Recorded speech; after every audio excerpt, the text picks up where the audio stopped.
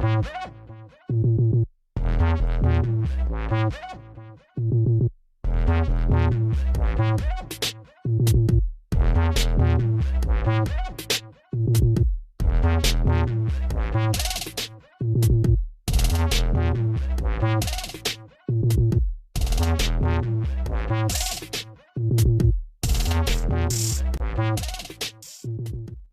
what's up people? The name's Reg. And I'm Ron. And welcome to the R2R channel. Here to talk all things nostalgic and comic book related content. So, Snyder Cut. Let's talk about it. Let's do it. So, Zack Snyder released its version of the Justice League movie, which is 4 hours long in length. And let me tell you, it did not disappoint. This is a movie highly anticipated by many of its viewers. There may be some who may not know the full backstory behind it, so I'm going to give it to my brother for the full one-on-one description. Glad to do that, Reg. Zack Snyder was originally attached to the project, but he left due to personal reasons. So they brought in Joss Whedon, who previously did the Avengers movies, to him to finish the project.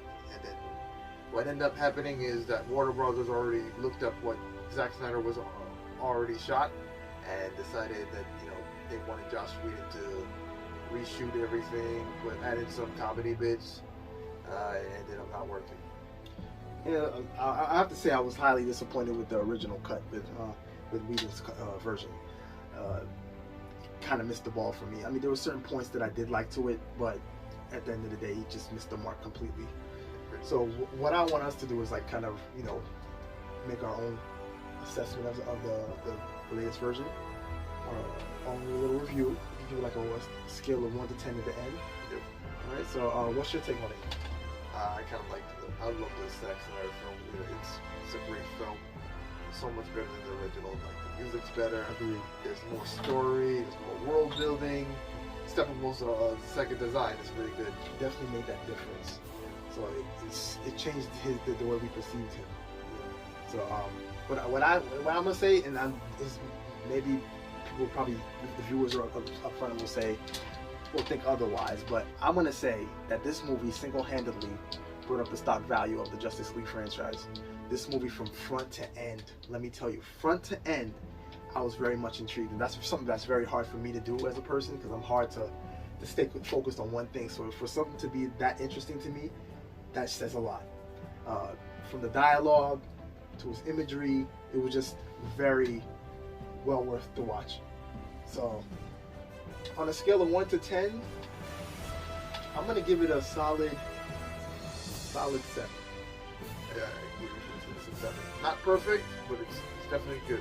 Yeah, there was a few things in the movie that we didn't like. For me, a couple things. I like this song. I love the Wonder Woman theme song, but I felt it was overused in the movie. Yeah, it kind of made it. It kind of took away from the other characters. It stands out the most, I would say. Yeah, it's the best song of the franchise. I would have to say that. Yeah, I did. But if they would have just just come on, just spread out the theme songs evenly, it would have made it more. Yes. It would have made it well worth of the other characters to be introduced. All the other characters, they have their themes, but I just feel like it didn't stand out as much as Wonder Woman. Well, what's your rating on the film?